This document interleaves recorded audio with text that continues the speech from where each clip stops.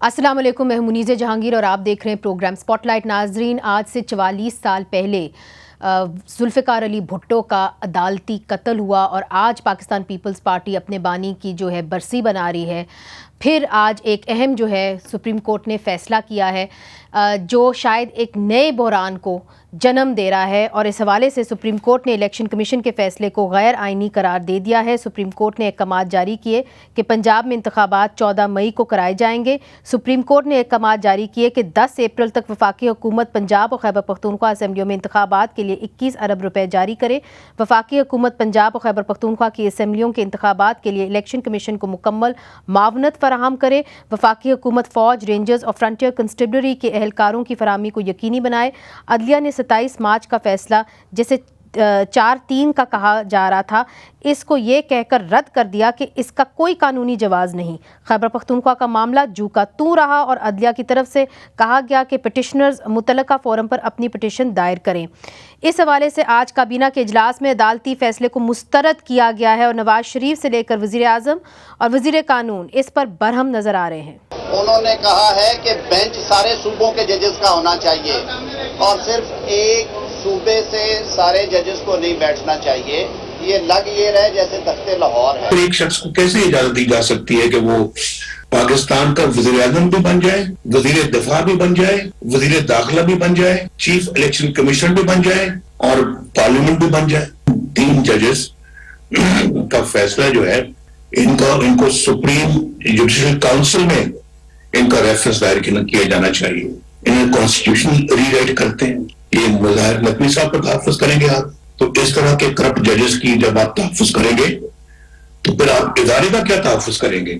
और नाज़रीन, जिस तरह के आपने मियां नवाज शरीफ साहब की बात सुनी, तो अब इसके ऊपर भी गौर व फिक्र हो रहा है कि शायद सुप्रीम जुडिशल काउंसिल में जो हुकूमत है वो रेफरेंस दायर करे चीफ जस्टिस के ख़िलाफ़, और अगर ऐसा हुआ तो बहरान मज़ीद गहरा हो जाएगा। और बिलावल भुट्टो ज़रदारी साहब जो है इस तरफ से इस हवाले से अपना ख़दशा जो है वो उसका इजहार कर चुके हैं। उन्होंने क्या कहा आज और कल, वो भी आपको दिखाते हैं।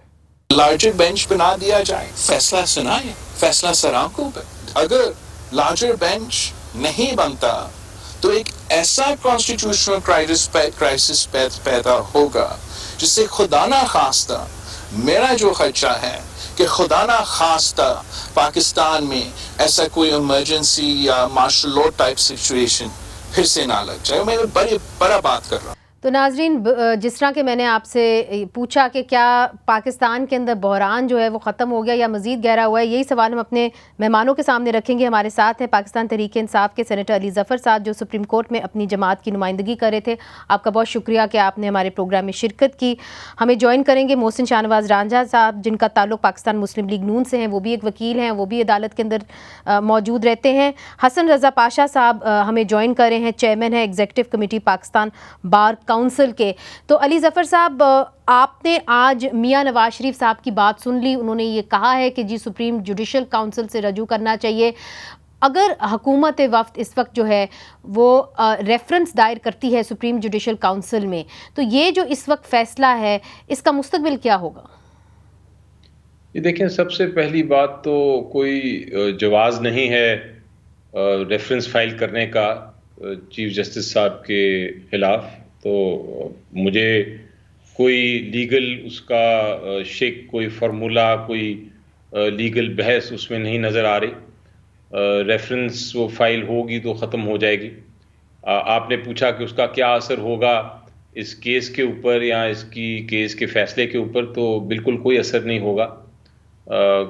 मेरा ख़्याल है ये एक डेस्परेट सियासी बयान है जिसका कानून या आइन के तहत कोई किसी किस्म का कोई गुंजाइश नहीं रेफरेंस फाइल करने की।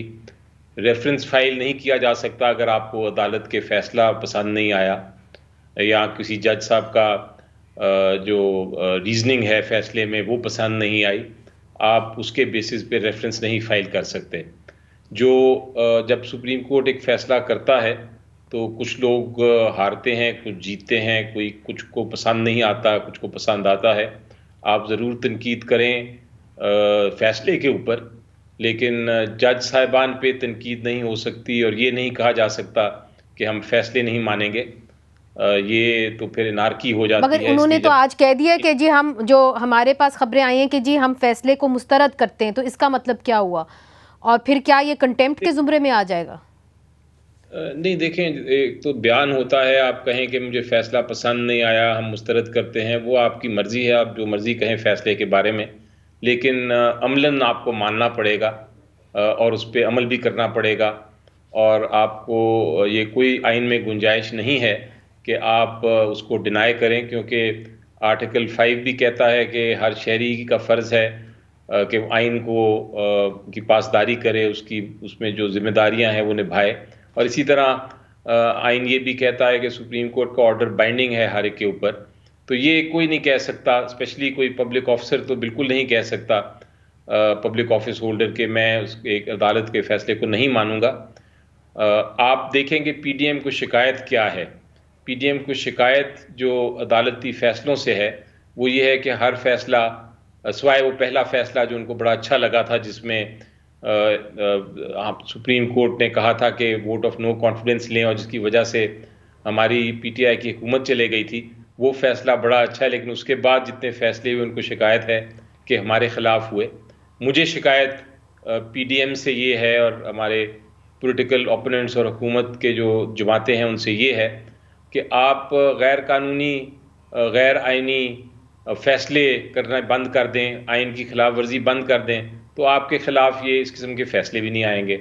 वो तो अगर आप आइन शिकनी करेंगे तो अदालत का फर्ज है कि आपके खिलाफ वो जो भी आइन शिकनी करेगा, चाहे हम हों या वो हों, कोई भी हो, उसको फैसला इवेंचुअली आइन के मुताबिक होगा।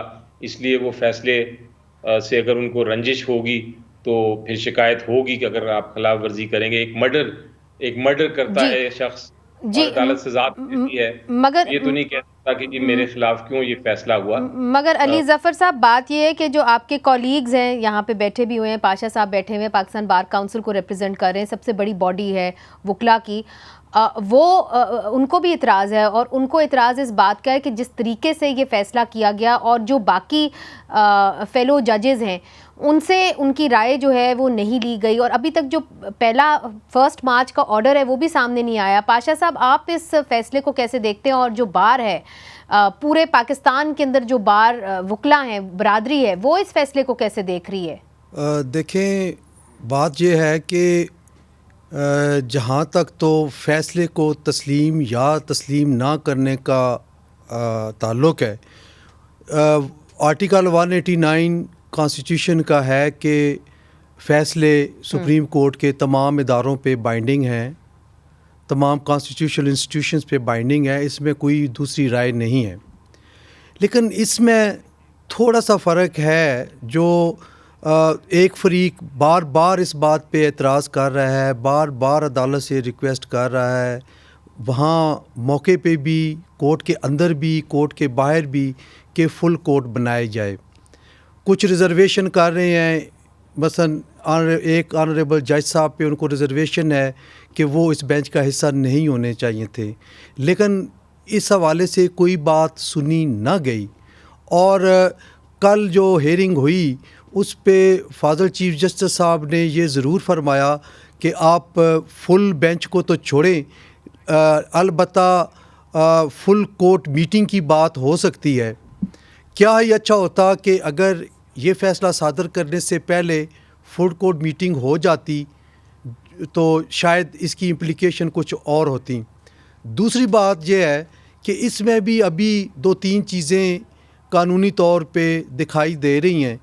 नंबर 1 कि क्या जो शेड्यूल दिया गया सुप्रीम कोर्ट की जानिब से कि 14 दिन ज़ाया हो गए तो 14 दिन आप इधर से आगे कर दें, तो उसका schedule election commission of Pakistan के बजाय ऑनरेबल बेंच ने दे दिया। दूसरा जो सबसे अहम बात है वो है कि उन्होंने जो जस्टिस काजी फ़ाइज़ ईसा साहब के जो फ़ैसला था उसको पैराग्राफ नंबर 10 में उसको इनइफेक्टिव करार दे दिया। साथ ही फिर 6 रुकनी बेंच बना, और वो 5 मिनट की हेयरिंग हुई है पाशा साहब, मैंने सुना है। मैं वही 5 मिनट में वो हेयरिंग जो है एक चीज़ आपके सामने रख रहा हूँ कि फिर 6 रुकनी बेंच की तश्कील हो गई अब उस पे काजी फायज साहब के फैसले पे 3 जो है वो एक्शन हुए गए। नंबर 1 कि सर्कुलर जारी हुआ जो रजिस्ट्रार ने जारी किया। नंबर 2 जो सुबह वाला आज का ऑर्डर है जिसमें डायरेक्शन दी गई इलेक्शन कराने की, उसमें भी आपने उसको इनफेक्टिव करार दिया। और नंबर 3 आपने 6 रुकनी बेंच बना के तो उसको बिल्कुल सेट असाइड कर दिया। तो अभी ये देखना है कि क्या ये 6 रुकनी जो बेंच बना उसके पास कोई एप्लीकेशन आई, कोई सीएम आई, कोई पिटीशन आई, या फिर इसको भी सुओ मोटो लिया गया या उसको अपील के ज़ुमरे में ट्रीट किया गया। ये अब फैसला चूँकि मैंने पढ़ा नहीं है, लेकिन ये इसकी एक ये जो है ये एक चीज़ बड़ी सीरियस नोयत की है कि उसको किस तरह 6 रुकनी बेंच ने ट्रीट करते हुए सेट असाइड करार दे दिया और गलत करार दे दिया। ठीक नहीं, ये वाकई में ये सवाल हम अली ज़फ़र साहब से भी पूछेंगे इस हवाले से। जो आज 6 रुकनी बेंच ने भी जो एक फ़ैसला किया उसका तफसीली फ़ैसला अभी तक नहीं आया, मगर फ़ारूक एच नायक साहब ने भी हमें ज्वाइन किया है। और नाजरीन आपको बताती चली जाऊँ कि जब से अदालती समाअत शुरू हुई तो फ़ारूक एच नायक साहब पाकिस्तान पीपल्स पार्टी को रिप्रेजेंट कर रहे थे। उन्होंने बहुत बार कहा कि पाकिस्तान पीपल्स पार्टी को अपना मौक़िफ़ बयान करने दें, हमें हमारी सुनवाई होनी चाहिए, मगर ना हो सकी। अब फ़ैसला आ गया है। फ़ारूक नायक साहब, आपका रद्द अमल क्या है इस फैसले के ऊपर? बिस्मिल्लाहिर्रहमानिर्रहीम। मुनीज़े, जहाँ तक इस जजमेंट का ताल्लुक है कि जो कि आज आई है, इस जजमेंट ने जजमेंट से पहले सुप्रीम कोर्ट डिवाइड हो चुका हुआ था और अब इस जजमेंट के बाद मैं समझता हूँ कि नेशन भी, कौम भी डिवाइड हो गई है। जहाँ तक 90 दिन का ताल्लुक है, 90 दिन का ताल्लुक है जो कि आर्टिकल 224 कहता है कि 90 दिन के अंदर जनरल इलेक्शन होने चाहिए। ये सुप्रीम कोर्ट ने खुद इन 90 दिन को आगे किया। पहले उन्होंने ये पावर दी कि कहते हैं इलेक्शन कमीशन ऑफ पाकिस्तान को और प्रेसिडेंट ऑफ पाकिस्तान को कि आप इसका टाइम बढ़ा सकते हैं मगर मिनिमम पॉसिबल, मगर उन्होंने खुद इस 90 दिन से तजावज़ कर गए। इसके बाद आज जो फैसला आया इसके अंदर भी इन्होंने तजावज़ कर गए। अब ये 14 मई तक ले गए हैं। तो इसका मतलब है कि 90 दिन की जो शिक है, जो आइन की है, वो सुप्रीम कोर्ट ने खुद मॉडिफाई कर दी है। अगर वो खुद मॉडिफाई कर सकते हैं, जो कि मैं समझता हूं कि सुप्रीम कोर्ट नहीं कर सकती, अगर वो खुद कर सकते हैं तो अगर गवर्नमेंट का स्टांस था कि सिक्योरिटी प्रॉब्लम्स हैं, इकोनॉमिक प्रॉब्लम्स हैं, इसकी वजह से एक्सटेंड किया जाए, वो तो उन्होंने उनकी बात मानी नहीं और अपनी मर्जी चलाकर खुद उन्होंने 90 दिन को आगे कर दिया। मैं समझता हूं कि ये जो सारी बात हुई है, ये भी अगर आइन के अगर रूह से अगर सुप्रीम कोर्ट फैसला कर रही है 90 दिन को खाली सामने रख के, तो फिर ये 90 दिन के भी आगे नहीं जाना चाहिए था। हमने पूरी कोशिश की कि हमें पार्टी बनाया जाए। हम 5 दिन तक बैठे रहे मगर हमें पार्टी नहीं बनाई, हमारी मुआवनत नहीं ली गई। अगर हमारी मुआवनत ली गई तो हम कॉन्स्टिट्यूशनल और लीगल इश्यूज पर इनको क्या कहते हैं हेल्प करते, असिस्ट करते, मगर अफसोस यह है कि हमको सुना नहीं गया और ये कहा कि हमने बाइकआउट कर दिया, इस वजह से हमें नहीं सुना गया। बाइकआउट तो 3 तारीख को आया, उससे पहले भी तो हम बैठे रहे, हम इल्तिजा करते रहे, मगर सुप्रीम कोर्ट ने हमारी अपनी विजडम के सामने रखते हुए अब नहीं सुनी। मैं समझता हूँ कि ये बड़ा कंट्रोवर्शियल डिसीजन है और इसको खाली ठीक करना, जब तक ये ठीक नहीं होगा, इंडिपेंडेंस ऑफ जुडिशरी भी डाउटफुल हो गई है। तो इंडिपेंडेंस ऑफ जुडिशरी का मतलब है कि democracy has to be there, democracy का मतलब है सुप्रीमेसी ऑफ पार्लियामेंट। फारूक साहब, मुझे सिर्फ ये बताइए कि क्या हुकूमत इसके ऊपर गौर फिक्र कर रही है कि चीफ जस्टिस के खिलाफ आप रेफरेंस दायर करेंगे सुप्रीम जुडिशल काउंसिल में? देखिए जी, मुझे इल्म नहीं है क्या कहते हैं अपना ये कर रहे हैं कि नहीं कर रहे, because I am not in touch with them. मगर जहाँ तक अभी जो हमारे पास जो रेमेडीज हैं गवर्नमेंट के पास, जो मैं समझता हूँ ये जो एक्ट लेके आए हैं, practice and procedure of supreme court act, इसके अंदर राइट ऑफ अपील दी गई है अगेंस्ट सुओ मोटो डिसीजन। अगर ये प्रेसिडेंट साहब ने 10 दिन के अंदर इस पर साइन नहीं किए तो ये ज्वाइंट सेशन में चले जाएगा। जब ज्वाइंट सेशन के अंदर भी joint session of the parliament ने इसको अप्रूव कर दिया, फिर उनके पास 10 दिन और हैं और 10 दिन ये मैं समझता हूँ कि अप्रैल के महीने के अंदर ही खत्म हो जाएंगे और फिर ये एक्ट ऑफ द पार्लियामेंट बन जाएगा। इसके बाद इनके पास ये क्या कहते हैं हुकूमत के पास ये अपील करने का हक आ जाएगा और फिर इस अपील को 5 नए जजेस सुनेंगे, लार्जेस्ट बेंच सुनेगी और 3 सीनियर मोस्ट जजेस जो हैं ये फैसला करेंगे कि वो 5 लोग कौन होंगे जो सुनेंगे। उसके अलावा पार्लियामेंट लेजिस्लेशन भी कर सकती है। कई इंस्टेंसेस हैं आइन के अंदर और कानून के अंदर पार्लियामेंट ने जजमेंट्स को नलीफाई किया है अगर वो फंडामेंटल राइट्स को वायलेट करती है। इन सारी चीज़ों को पार्लियामान को और हुकूमत को देखना पड़ेगा, जो वो मुनासिब समझते हैं मैं समझता हूँ फिर वही फैसला होगा। फारूक साहब हमारे साथ रहिएगा, मैंने छोटा सा वक्फा लेने, अली ज़फ़र साहब भी हमारे साथ मौजूद हैं जो आपने बड़े अहम नुकात उठाए हैं। मैं चाहूँगी उसके ऊपर जो गुफ्तगू का सिलसिला है मज़ीद आगे बढ़ाएं। वक्फा लेते हैं, वक्फे के बाद हाजिर होते हैं। वेलकम बैक नाजरीन, हमारे साथ फारूक एच नाइक साहब मौजूद हैं, अली ज़फ़र साहब मौजूद हैं, पाशा साहब मौजूद हैं जो पाकिस्तान बार काउंसिल को रिप्रेजेंट कर रहे हैं। अली ज़फ़र साहब, आपने ब्रेक से पहले फारूक एच नाइक साहब ने जो अहम नुकात उठाए हैं वो बहुत ही अहम है, जहाँ पे उन्होंने ये कहा कि जो अदलिया है उसने खुद से मॉडिफिकेशन कर ली और जो 90 दिन का उन्होंने कहा था जी आइन की रूह के मुताबिक 90 दिन के अंदर इलेक्शंस होने चाहिए, तो उन्होंने अब 90 दिन की बाद की डेट दे दी। तो इसका मतलब ये है कि उन्होंने जो है अपनी मर्जी की, और फिर उन्होंने ये भी कहा है कि जी हम अपील के अंदर भी जा सकते हैं जो नया procedures and practice and procedures act के तहत। और पार्लियामेंट जो है वो ये कहते हैं कि पार्लियामेंट अगर ये समझे कि अगर एक कानून बनाया गया है जो इंसानी हकूक़ की पामाली करता है, फंडामेंटल राइट्स को वायलेट करता है, तो पार्लियामेंट इसके ऊपर एक्ट कर सकता है। जी शुक्रिया मुनीज़े, मैं इनका बड़ा ब्रीफली जवाब देता हूँ एक एक करके। सबसे पहले तो ये जजमेंट मेरी नज़र में बिल्कुल कंट्रोवर्शियल नहीं है, ये आइन के मुताबिक है और आइन को अपहोल्ड करती है, सेफगार्ड करती है, जो एक जिम्मेदारी है अदालत की। दूसरी चीज़ ये कहा गया कि 90 दिन का क्यों टाइम एक्सटेंड कर दिया सुप्रीम कोर्ट ने। आप मुनीज़े अगर पानी का ग्लास फुल करना है आपने, लेकिन कोई उसमें से कुछ घूंट ले लेता है तो फिर आपको फुल करने के लिए पानी वापस डालना पड़ता है। अब चूंकि इलेक्शन कमीशन ऑफ पाकिस्तान ने एक ऑर्डर पास कर दिया था, पहले 30 अप्रैल का तारीख बनी हुई थी, उसमें प्रेसिडेंट साहब ने दी थी जिसमें इलेक्शन होना था, शेड्यूल भी दे दिया था प्रोग्राम इलेक्शन कमीशन ने, जिस प्रोग्राम के मुताबिक 5 स्टेप्स हो भी गई थी। फिर अचानक इलेक्शन कमीशन ऑफ पाकिस्तान ने वो रोक दिया इलेक्शन प्रोग्राम, और रोकने के बाद उसे अक्टूबर में ले गए, और बाय द टाइम जजमेंट आई 13 दिन गुजर चुके थे। अब वो 13 दिन वापस तो सुप्रीम कोर्ट ला नहीं सकता। जब 13 दिन वापस नहीं ला सकता तो मजबूरन, और ये फैसले में लिखा है, एक्सप्लेन की जी फैसले में लिखा हुआ है उन्होंने जी 13 दिन हमें एक्सटेंड करने पड़े।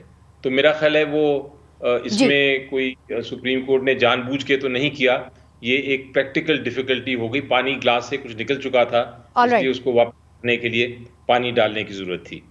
तीसरी अली साहब, अगर ये अपील के अंदर चले गए और लार्जर बेंच बन गया, 3 जिस तरह बिल के अंदर लिखा हुआ है कि 3 सीनियर मोस्ट जजेस उसमें होंगे, तो then will that be acceptable to the PTI, जो भी वो फैसला करें? जी बिल, अब उन्होंने ये बिल वाला पॉइंट भी उठाया कि बिल है, कानून बन जाएगा, अपील आएगी। मेरी शायद नाइक साहब ने और आपने सेनेट में स्पीच नहीं सुनी, मैंने इस बिल के ऊपर स्पीच की थी और मैंने सारे सेनेटर्स को कहा था कि देखें, आप एक गैर आइनी काम करने जा रहे हैं। अगर किसी किस्म की अमेंडमेंट करनी है आपने आइन में, कोई ऐसी अमेंडमेंट करनी है जो आर्टिकल 184(3) की जो ताकत है सुप्रीम कोर्ट की, उसको या रिव्यू की ताकत को एक अपील में कन्वर्ट करना है, अगर आपने वो करना है तो आप कर सकते हैं, अच्छी बात है, लेकिन वो सिर्फ आइन के ज़रिए हो सकती है। और फारूक नाइक साहब मेरी कमेटी जो है लॉ एंड जस्टिस कमेटी के एक बहुत अहम रुकन है। अच्छा, ये बिल बल्कि उन्होंने ही शायद पेश किया था अगर मेरी याददाश्त दुरुस्त है, लेकिन ज़रूर वो उसमें शिरकत, और आपने कहा कि 2/3 मेजॉरिटी चाहिए। हमने कहा था कि 2/3 मेजॉरिटी चाहिए, और हमने आइनी तरमीम एक मीटिंग के जरिए बाकायदा उसको मैंने सबमिट कर दिया हुआ है सेनेट में कि ये आइनी तरमीम ठीक है। अब आप एक आखिरी बात सर, मैं अगर कानून से तब्दीली भी कर सकते हैं, एक आखिरी बात आपने पूछी थी कि कानून से पार्लियामेंट तब्दील कर सकता है कि जजमेंट को नलिफाई कर दे, तो मेरी नज़र में ये जजमेंट नलिफाई नहीं हो सकती, ये जजमेंट आइन की तशरीह कर रही है, और जब एक अदालत आइन की तशरीह कर दे तो अदालती फैसला भी आइन का हिस्सा बन जाता है, उसको भी आप सिर्फ आम कानून से नहीं उसको कॉन्स्टिट्यूशनल अमेंडमेंट से ही आप कर सकते हैं, और इस वक्त कॉन्स्टिट्यूशनल अमेंडमेंट मैं चाहूंगी अली जफर साहब, मुझे मालूम है आपने जाना है, मगर आपने जो नुकात उठाए हैं मैं क्विक रिस्पांस चाहूंगी फारूक नाइक साहब से इसके ऊपर। जी फारूक साहब। देखिए जी, जहाँ तक अली जफर साहब का फरमान है, ग्लास की उन्होंने तशबीह दी है, इसका मतलब है कि लॉ ऑफ नेसेसिटी रिवाइव हो गया है। जब वो हुकूमत टाइम मांग रही थी तो कह रहे थे कि ये लॉ ऑफ नेसेसिटी के नीचे जा रहे हैं। अगर सुप्रीम कोर्ट खुद करती है तो वे भी लॉ ऑफ नेसेसिटी के नीचे, ये खुद क्या कहते हैं, मान रहे हैं ये बात अली जफर साहब कि जरूरत पड़ गई थी। लॉ ऑफ नेसेसिटी यही है ना जी, supreme court had made the decision under the law of necessity. ये मेरा व्यू है, गलत भी हो सकता है। जहां तक पावर ऑफ पार्लियामेंट है, पावर ऑफ द पार्लियामेंट को कोई रोक नहीं सकता है, चाहे अगर वो आइन में तब्दीली करे, अगर 2/3 मेजोरिटी है, अगर ये प्रैक्टिस एंड प्रोसीजर एक्ट जो है आर्टिकल 191 ऑफ द कॉन्स्टिट्यूशन के नीचे बन रहा है, सुप्रीम कोर्ट के जितने भी रूल्स हैं it is subject to law and constitution है, मैं समझता हूँ। और ये क्या कहते हैं, जो शेड्यूल है लेजिस्लेटिव, जो फर्स्ट शेड्यूल है क्या कहते हैं आइन का, वो भी इजाजत देता है पावर ऑफ पार्लियामेंट का, सुप्रीम कोर्ट की पावर्स को इनहेंस करने का या कम करने, इनहेंस करने का। तो इसके अंदर अपील जो फाइल बनी है, अपील, इसके इनकी पावर्स इनहेंस हुई हैं। जहां तक क्या कहते हैं 184(3) का ताल्लुक है, आइन के अंदर भी तब्दीली हो सकती है, मगर ये प्रोसीजरल है, ये सब्सटेंटिव लॉ नहीं है, ये प्रोसीजरल लॉ है, इसलिए इसको कानून के जरिए से मैं समझता हूँ तब्दीली की जा सकती है। ठीक है। और आज जो बिलावल भुट्टो जरदारी साहब ने भी बात की, फिर कल भी उन्होंने ये इस तरफ इशारा किया कि जी बहरान अगर मजीद हो गया तो मार्शल लॉ भी लग सकता है, इमरजेंसी भी हो सकती है, आपका भी ये खदशा है? देखिए जी, मैं इसके अंदर अभी नहीं जाऊंगा, ये बिलावल साहब का व्यू है, हमारे लीडर हैं, हमारे चेयरमैन ने पार्टी के, उन्होंने भी कोई सोच समझ कर ये बयान दिया होगा। मगर मैं मेरा अपना व्यू, मैं समझता हूँ अल्लाह ना करे कि मार्शल लॉ लगे, पीपल्स पार्टी कभी भी नहीं चाहेगी और ना चेयरमैन साहब चाहेंगे। मगर चेयरमैन बिलावल साहब जो हालात बन रहे हैं, जो कॉन्स्टिट्यूशन क्राइसिस हो रहा है, उनको समझते हुए उन्होंने अपना खदशा जाहिर किया है। ये उन्होंने ये अपना मुद्दा जाहिर नहीं किया, उन्होंने अपना खाली खदशा जाहिर किया है और वार्निंग दी है कि हालात को इतना खराब ना करो कि खुदा ना खास्ता ये हो ना जाए। तो मैं समझता हूँ कि उनकी ये जो स्टेटमेंट है, इसमें बेअंदाजा क्या कहते हैं जहानत है, और बेअंदाजा एक तजुर्बे के बना पर जो पास में हो चुका हुआ है उनको सामने रखते हुए उन्होंने ये स्टेटमेंट दिया, और हमको इस स्टेटमेंट को सामने रखते हुए हालात को, कॉन्स्टिट्यूशनल क्राइसिस को और पॉलिटिकल इंस्टेबिलिटी को खत्म करना चाहिए। बहुत बहुत शुक्रिया फारूक एच नाइक साहब, आपने हमें ज्वाइन किया। अली जफर साहब भी हमारे से बात कर रहे थे। नाजरीन, वक्फा लेते, वक्फे के बाद मोहसिन शाहनवाज रांझा साहब भी हमारे साथ होंगे, पाशा साहब हमारे साथ मौजूद हैं, पाकिस्तान बार काउंसिल को रिप्रेजेंट कर रहे हैं, और जरबाद शाह ने हमें ज्वाइन किया है जो vice chairman Khyber Pakhtunkhwa bar council के हैं। उनके कुछ खदशात हैं आज के ऑर्डर के हवाले से, चूँकि उसके ऊपर खैबर पख्तूनख्वा के हवाले से उन्होंने कोई डायरेक्टिव्स नहीं दिए। इस हवाले से भी बात करेंगे वक्फे के बाद। वेलकम बैक नाजरीन। मोहसिन शाहनवाज रांझा साहब, ब्रेक से पहले भी मैंने ये सवाल किया था फारूक नाइक साहब से, उन्होंने कहा जी मुझे इसका इल्म नहीं है। ये बताइए कि मियां नवाज शरीफ साहब ने भी आज सुप्रीम जुडिशल काउंसिल का हवाला दिया कि जी हम रेफरेंस भी भिजवा सकते हैं, तो क्या हुकूमत गौर फिक्र कर रही है कि आप रेफरेंस भिजवाने लगें चीफ जस्टिस के खिलाफ? देखिए, जहाँ तक रेफरेंस का सवाल उठता है, रेफरेंस और बाकी भी कानूनी जो मुशावरत का अमल है वो जारी है, और उस मुशावरत के बाद यकीनी तौर पे ये फ़ैसला किया जाएगा कि कौन कौन सी ऑप्शंस जो हैं वो हुकूमत के पास मौजूद हैं, जिसमें से रेफरेंस भी एक ऑप्शन जो है वो मौजूद है। और ये आइन के नीचे एक विंडो अवेलेबल गवर्नमेंट के पास, तो वो बिल्कुल उसको अवेल कर सकती है। जो भी इस वक्त सूरत हाल है, वो रेफरेंस हमने जो कानून साजी की है, कानून साजी का जो अमल है वो आपके सामने है। और जो आज इलेक्शन का जो ऑर्डर इलेक्शन कमीशन का सेटिसाइड हुआ, उसके बाद जो सुप्रीम कोर्ट का ऑर्डर आया, उसके बीच में जो हमें तहफ़्फ़ुज़ात हैं कि जो सेक्शन 57 और सेक्शन 58 के नीचे इलेक्शन कमीशन की पावर्स हैं, वो पावर्स जिस तरीके से एज्यूम की गई हैं by the supreme court of Pakistan, तो वो जो कंडक्ट कराना इलेक्शन फ्री एंड फेयर जो है, जो इलेक्शन कमीशन की ज़िम्मेदारी है, वो जो है पावर्स जो हैं वो एज्यूम कर ली गई, शेड्यूल दे दिया गया, तारीखें दे दी गई, स्टेजेस डिफाइंड कर दी गई, और ये सेक्शन 58 में मगर सर कत्ता कलामी माफ, अब तो अब तो उन्होंने कह दिया है ना, जो भी कहना था फैसला हो गया है, अब तो आपको उसके ऊपर अमल दरामद करना होगा, नहीं तो कंटेम्प्ट ऑफ कोर्ट भी हो सकती है। अभी तो आप ये देखिए ना, अभी तो कानून गया हुआ है 184(3) से रिलेटेड जो अमेंडमेंट्स हुई हैं, सुप्रीम कोर्ट की जो सू मोटो के बेंचेस बनने हैं 184(3) के, उसके ऊपर भी कानून साजी हो चुकी है। और वो कानून साजी जो है वो भी सदर साहब के पास पड़ी हुई है, जो तहरीक इंसाफ के सदर हैं। अगर वो नहीं भी करेंगे तो उसका जो आइनी प्रोसेस है बाय द ऑपरेशन, अपील में चले जाएंगे आप? वो नहीं, अपील में नहीं जाएंगे, वो जॉइंट सेशन में आएगा, वहाँ पे हम उसको प्रूव कर देंगे। फिर 10 दिन आ जाएंगे, 22 तारीख तक, 23 तारीख तक अपील फाइल हो जाएगी, तो हमारे पास वो भी ऑप्शन मौजूद है। ठीक है। तो ज़रबात शाह साहब जो वाइस चेयरमैन है खैबर पख्तूनख्वा बार काउंसिल के, आपने भी आज तहफ़्फ़ुज़ात ज़ाहिर किए हैं, चूँकि खैबर पख्तूनख्वा के अंदर भी तो इंतखाबात होने थे, उस हवाले से आज की जो डायरेक्शंस हैं वो कोई ख़ास दी नहीं गई सुप्रीम कोर्ट ने, इसके ऊपर आप क्या कहेंगे?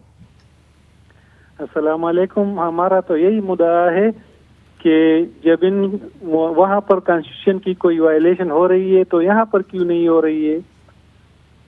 और फिर अगर आप इसको वाइडर सेंस में देख ले तो मेरे ख्याल में ये सारे इदारे अभी कुछ तबाही के दहाने पर है। पहले तो बीइंग अ लॉ स्टूडेंट, जब एक जज को कोई कहता है कि आपने ये मुकदमा नहीं सुनना है, आप इसमें फरीक बन गए थे, तो वो खुद ही वो उस मुकदमे से अलहदा हो जाते हैं। लेकिन यहाँ पर तो चीफ जस्टिस साहब मुकदमे के साथ चिमटे हुए हैं कि मुझे ही इस मुकदमे को फैसला करना है। तो ठीक है। और आपने ये भी कहा कि जी 2 पाकिस्तान लग रहे हैं, और आज लॉ मिनिस्टर साहब ने भी, पाशा साहब अदालत के बाहर खड़े होकर कहा कि जी तख्ते लाहौर से फ़ैसले किए जा रहे हैं। फुल कोर्ट का तो आपने भी मुतालबा किया था, बहरहाल अब वो मरला गुजर गया है। और अगर ये अपील के अंदर जाते हैं तो जिस तरह बिलावल भुट्टो जरदारी साहब कह रहे हैं कि जी मुझे ख़दशा है कि इमरजेंसी लग सकती है, आपके क्या तहफ़्फ़ुज़ात हैं इस हवाले से? देखें, आज आपने सुना और सारे पाकिस्तान ने सुना कि बार कौंसल्स कहाँ खड़ी हैं। आपने सिर्फ वाइस चेयरमैन साहब जो खैबर पख्तूनख्वा बार के हैं उनके ख्यालात सुने। यही ख्यालात बलूचिस्तान बार कौंसिल के चेयरमैन एग्जीक्यूटिव कमेटी के भी हैं, vice chairman Punjab bar council के भी हैं, और इस्लामाबाद बार कौंसिल के वाइस चेयरमैन के भी हैं, और यही सिंध बार कौंसिल के भी। देखें, ये वो स्टैट्यूटरी बॉडीज़ हैं जो लॉयर्स की वो मेन स्ट्रीम लाइन में जो हैं, और उनके ख्यालात आप देख रहे हैं कि इस फैसले के मुतल्लक या इन पूरी प्रोसीडिंग्स के मुतल्लक, और उनको जिन नज़रों से हम देख रहे हैं, मुझे समझ नहीं आ रही कि क्यों नहीं फुल बेंच बनाया गया, क्यों नहीं फुल कोर्ट मीटिंग बुलाई गई, और क्या वजह है कि अभी तक हमें कोई रीज़न नहीं मिली कि हम इसको क्यों नहीं बना रहे। अगर मोहतरम चीफ जस्टिस, मुझे ये बताइए कि अगर इंतखाबात नहीं होते तो फिर क्या इनके ऊपर कंटेम्प्ट ऑफ कोर्ट का कोई जवाब बनता है हुकूमत के ऊपर?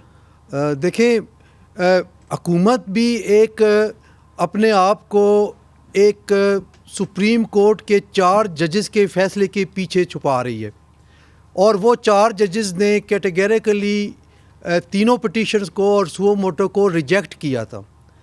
अब क्या आज के फैसले में मुअज़्ज़ज़ 3 रुकनी बेंच ने 4-3 और 3-2 की जो रेशो की जो बात हो रही थी उस पे डिसीजन ले लिया, तो क्या ये मुमकिन है? ये भी कानूनदान देखेंगे और आइन के माहिरीन देखेंगे कि 4-3 और 3-2 की रेशो से जो फैसला हुआ है उसको 3 रुकनी बेंच डिसाइड कर सकता है कि 3-2 वाला ठीक था?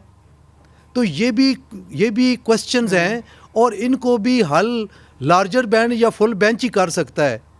अभी भी देखें, अभी ये मामला मैं समझता हूँ तो आप फिर पाकिस्तान बार काउंसिल मामले को देखेगी कि कैसे वो अपील में जाता है, और अगर 3 रुकनी बेंच भी अगर बन जाए उस हवाले से, जो आप उसके अंदर तो ऑर्डर के अंदर ये भी है, जो एक्ट इन्होंने पास किया कि जी 3 सीनियर मोस्ट जजेस उसके अंदर होने, तो आप फिर उसका इंतजार करेंगे? बिल्कुल, मैं तो समझता हूँ कि पाकिस्तान बार काउंसिल तो इसकी अपील नहीं कर सकती, क्योंकि हम तो नहीं हैं इसमें पार्टी।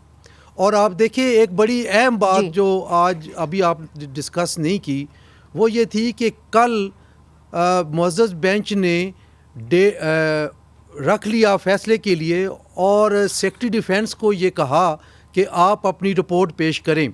यकीनन ये फ़ैसला अनाउंस करने से पहले सेक्रेटरी डिफेंस की रिपोर्ट गई होगी और ऑनरेबल बेंच ने उसको पढ़ा होगा, लेकिन एक मुतसरा फरीक जो है उसको आपने ऑन बोर्ड नहीं लिया। उनको क्या दिखाया कि सेक्रेटरी दिफा ने क्या कहा है और हम इस वजह से इसकी रिपोर्ट को अनडू कर रहे हैं या नहीं मान रहे। ये एक बहुत बड़ा क्वेश्चन मार्क होगा और ये तभी तो गवर्नमेंट इतनी डेस्परेट हो के बात कर रही है जी हम नहीं मानते। उसकी मुख्तलिफ वजूहात हैं जिसमें फुल बेंच का ना होना, फुल कोर्ट मीटिंग ना होना और किसी एक जज पे एतराज़ करना और उसको एड्रेस ना करना। फिर आज जो बात हुई है कि जी वो रिपोर्ट आई है और अभी तक ये अभी मेरे पास साथ ही मोहसिन शाह नवाज रांझा साहब हैं, ये भी वकील हैं, इनसे भी बेशक पूछ लें कि क्या वो रिपोर्ट इनके या इनके वकला की या अटॉर्नी जनरल के नज़रों से वो गुजरी है। ये इनसे पूछ लेते हैं क्योंकि प्रोग्राम का वक्त बिल्कुल खत्म हो गया है। क्या जी जो डिफेंस सेक्रेटरी डिफेंस ने रिपोर्ट दी थी, बिल्कुल ये आप दुरुस्त फरमा रहे हैं कि ये रिपोर्ट जो है ये बिल्कुल जिसका कल चीफ जस्टिस साहब ने अदालत में कहा कि वो रिपोर्ट जो है वो जब उनको चैम्बर में देखेंगे तो उस पर सवालनामा मुरतब किया जाएगा। वो सवालनामा के ऊपर फिर जो है जो भी जवाब होंगे वो कमरा अदालत में या फिर दोनों फ्री कैन के आगे रखे जाएंगे और किस तरीके से वो रिपोर्ट जो है वो देखे बगैर या उस रिपोर्ट को मुतलका जितने भी पार्टियां फ्री कैन हैं उनके साथ मुशावरत किए बगैर किस तरह से वो रिपोर्ट जो है उसको डिस्कस ही नहीं किया गया और फैसला अनाउंस कर दिया गया, ये एक बहुत बड़ा नुक्स है इस फैसले के बीच में। ठीक है, बहुत बहुत शुक्रिया मोहसिन शाह नवाज रांझा साहब, आपने हमें ज्वाइन किया और पाशा साहब आपका भी बहुत शुक्रिया, ज़रबाद शाह साहब ने भी हमें ज्वाइन किया था। तो नाजरीन इस केस के अंदर हमने ये भी देखा है कि जो एविडेंस दिखाई गई थी, सेक्रेटरी डिफेंस ने जो एविडेंस दिखाई थी वो भी एक बंद कमरे में दिखाई गई थी। तो जो एक तरीके से तहफ़्फ़ुज़ात हैं वकला बरादरी के वो ये हैं कि जिस तरीके से ये फ़ैसला किया गया वो मुतनाज़े हो चुका है और अदालती कानूनी जो बहरान है उसे मज़ीद गहरा होगा। आज के लिए मुनीज़े जहांगीर को इजाज़त दीजिए। खुदा हाफ़िज़।